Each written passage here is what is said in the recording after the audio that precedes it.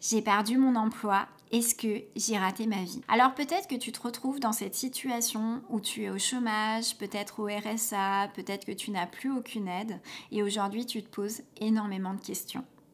Si jamais tu te retrouves confronté à ça, sache que tu n'as pas du tout à te sentir coupable parce que perdre son emploi, ça peut arriver à n'importe qui, n'importe quand. Que tu aies perdu ton emploi de façon volontaire, involontaire, que ce soit un burn-out ou un licenciement, c'est des choses qui arrivent à tout le monde.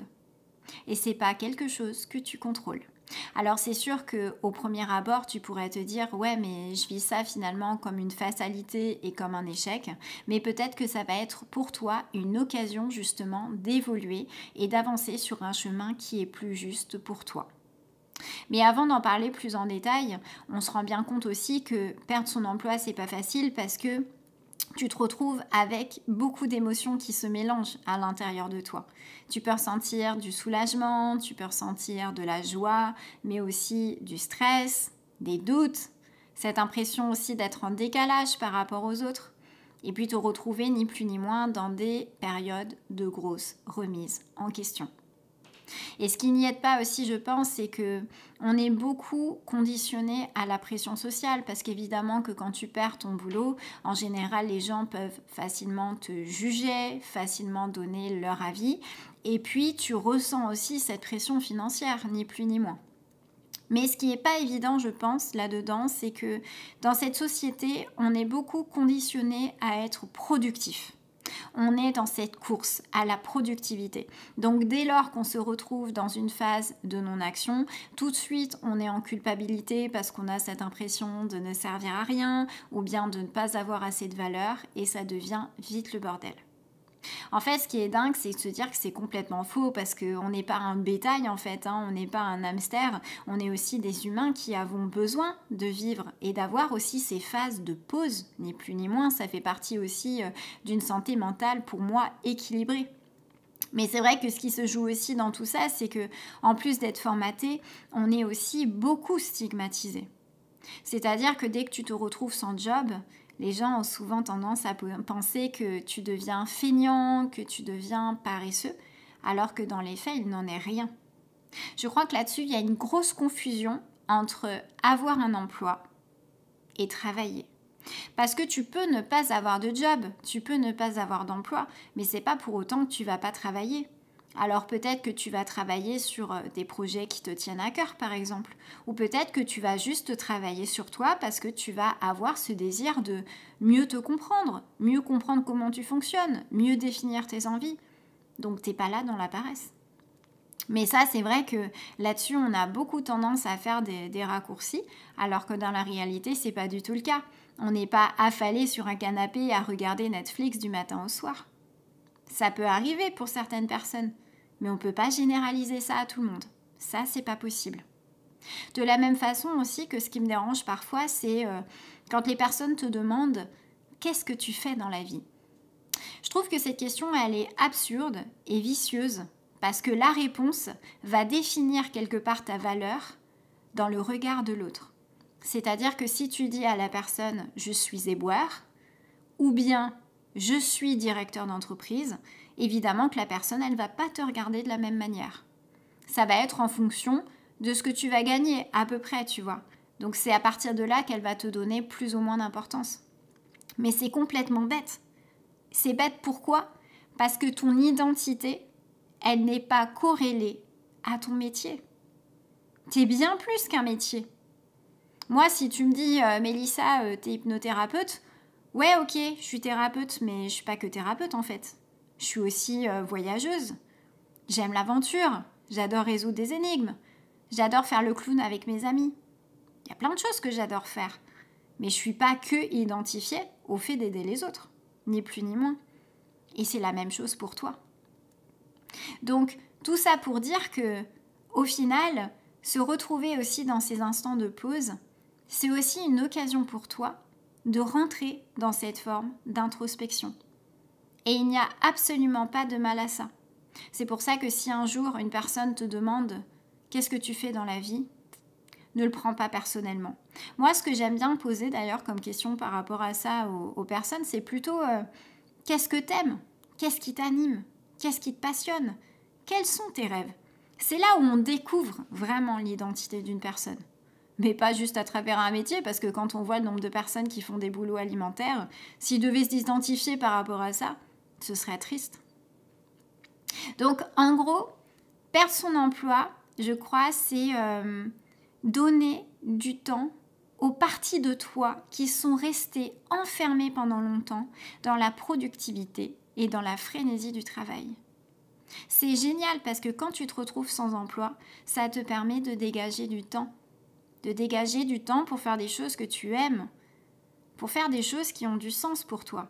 Parce que quand tu fais un boulot alimentaire ou un boulot qui n'a pas de sens pour toi, tu es obligé de mettre tout ce qui t'importe en pause d'une manière ou d'une autre parce que le temps, par définition, te prend du temps. Donc c'est ça qui est génial, d'avoir cette occasion de se retrouver face à soi-même, peut-être pour réapprendre à se réinventer.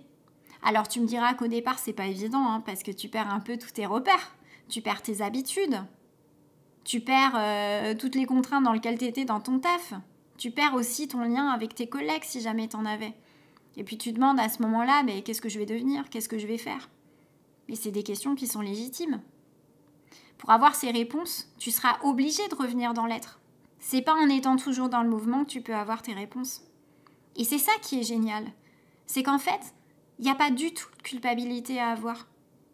C'est juste prendre ce temps pour te faire plaisir, pour profiter de tes proches, pour te poser les bonnes questions. Ça, c'est indispensable. Si tu continues de prendre ton prochain job alimentaire et que tu ne te poses pas les questions qui sont ultra importantes dans ta vie, tu continueras de vagabonder dans ta vie un peu comme un robot. Et voilà. Voilà la vie. Une vie fade. Une vie sans saveur. Est-ce que c'est ça que tu veux? Donc offre-toi cette occasion de prendre ce temps pour toi parce que le temps, c'est une ressource inestimable. De revenir à des choses simples. De profiter des gens qu'on aime. C'est là que tu vas pouvoir trouver tes réponses. Et il n'y a pas de mal à ça. Et ça ne fait pas de toi quelqu'un qui ne sert à rien, qui n'a pas de valeur. Bien au contraire. Tu vas réapprendre à découvrir ton identité au-delà d'un métier. Bien au-delà d'un métier. Et ça, c'est la base. Donc moi, ce que je t'invite à faire par rapport à ça, c'est de kiffer, de profiter. Moi, je sais qu'à l'époque, en 2021, j'ai fait un burn-out par rapport à mon cabinet d'hypnose. Et pendant des mois et des mois, j'ai pas bossé. Parce que j'en avais marre du cabinet en tant que tel. Et en fait, j'avais pas d'aide, pas de chômage, pas de RSA. Zéro, la tête à Toto. Mais j'étais tellement bien. Et je suis tellement ravie de m'avoir offert ce temps de transition. Alors c'est sûr que mes amis ne comprenaient pas. Je faisais de la peinture, je dansais, je chantais. J'étais bien, quoi. Et eux, ils ne comprenaient pas parce qu'ils disaient « Non, mais à un moment donné, il faut ramener de l'argent, ça ne marche pas comme ça, quoi. » Mais je m'en foutais. Parce que ça me permettait juste de lâcher prise, d'enlever toute charge mentale et de juste prendre ce temps pour moi. À ce moment-là, je n'avais pas envie de travailler. J'avais juste envie de m'offrir cet espace pour exister, pour me bichonner, pour prendre soin de moi. Et puis c'est pour vous dire que depuis 2021, où j'ai fait ce burn-out, aujourd'hui on est en 2024, 2025, et je suis toujours dans cette transition. C'est quelque chose qui prend des années. Alors bien sûr, j'ai repris le boulot entre-temps, d'une autre façon, d'une façon qui était plus adaptée pour moi, pour pouvoir voyager. Mais il n'empêche que je suis toujours dans cette transition et c'est ok. Ça sert à rien, quelque part, de se flageller sur ça. Je pense qu'on a tous besoin d'un temps de transition. Il y en a, ça peut prendre 1 mois. Il y en a, ça peut prendre 6 mois. D'autres, 1 an. Des années comme moi. Et c'est ok. Et ça ne veut pas dire qu'on est feignant. Tu vois, moi, je continue de travailler sur mes projets YouTube, par exemple. Parce que c'est quelque chose qui m'anime. Je ne sais pas où ça m'amène. Mais j'ai confiance. Et je suis juste mon intuition par rapport à ça. Donc, vraiment, profite et kiffe. Et tu verras que tes réponses, tu les auras tôt ou tard. Mais accepte le fait de revenir dans l'être. Parce que la productivité, ça n'a jamais rien résolu dans notre conscience, si ce n'est juste de se sécuriser, Mais la sécurité, ça fait pas tout. Je pense qu'il y a plein de champs des possibles et la vie t'offre aujourd'hui cette occasion de voir cette période d'inactivité comme un tremplin vers le renouveau, de t'amener dans un carrefour de vie et de te demander comment toi t'as évolué depuis, qu'est-ce qui te fait vibrer, qu'est-ce qui te fait plus vibrer, qu'est-ce qui a fait que ton dernier métier n'a plus eu de sens, de quoi tu aurais besoin à la place. Et ça, c'est des questions qui sont fondamentales pour mieux définir ton futur et surtout retrouver du sens, te sentir aligné, de voir que le corps et l'esprit peuvent s'aligner vers ça. Mais ça, personne ne pourra répondre à ta place à ce genre de questions et c'est la raison pour laquelle tu as besoin de passer par ces phases de non-faire. Et puis après, ça t'empêche pas bien sûr, parce qu'il y a aussi la réalité terrain, chose que je conçois totalement. C'est aussi de délimiter un temps, par exemple, pour rechercher un autre emploi, le temps que ça te stabilise, peut-être à, comment on appelle ça, à mi-temps ou peut-être autre chose, pourquoi pas, mais aussi de t'offrir ce temps pour profiter des gens que tu aimes, profiter de la nature, profiter de te faire plaisir, de te faire du bien. Parce que tu verras que, contrairement aux apparences, c'est en te faisant du bien, justement, que les choses, elles viennent beaucoup plus facilement. Les réponses, elles viennent pas dans la pression. Elles viennent pas dans la charge mentale. Elles viennent quand tu te sens bien avec toi-même, bien dans tes baskets, dans ce silence, dans ce calme. C'est là que c'est beaucoup plus facile d'y voir clair et d'avoir les compréhensions qu'on recherche. Donc tout ça pour dire que tu peux juste profiter, qu'il n'y a pas de règles, qu'on est tous humains et que voilà, aujourd'hui ce temps de pause, c'est un super cadeau que te fait la vie. Alors saisis ce cadeau et puis tu verras où ça t'amène. Voilà. Bon j'espère que cette vidéo elle t'a plu, c'était ma petite réflexion du jour, mais je trouve que beaucoup de gens ont tendance à culpabiliser et croire qu'ils ont raté leur vie, mais en fait pas du tout, c'est l'opportunité justement de leur vie que d'aller vers un champ des possibles qu'ils n'auraient peut-être pas imaginé jusqu'à présent, parce qu'ils étaient dans ces trous du hamster et ils n'avaient pas le temps de regarder ce qui était possible autour d'eux. Donc quand on revient effectivement à ce temps de pause, il est beaucoup plus facile de voir aussi les opportunités qui peuvent se présenter à nous. Voilà, écoute, si cette vidéo elle t'a plu, n'hésite pas à me laisser un petit commentaire pour me partager ton expérience. Voilà, je me ferai un plaisir de pouvoir te lire et de pouvoir te répondre ou bien de répondre aussi à d'autres questions si jamais tu as des questions ou si jamais tu as besoin que j'approfondisse certains aspects en vidéo. Je suis là pour ça. Et puis d'ici là, je te fais plein de gros bisous et je te dis à très vite. Bisous.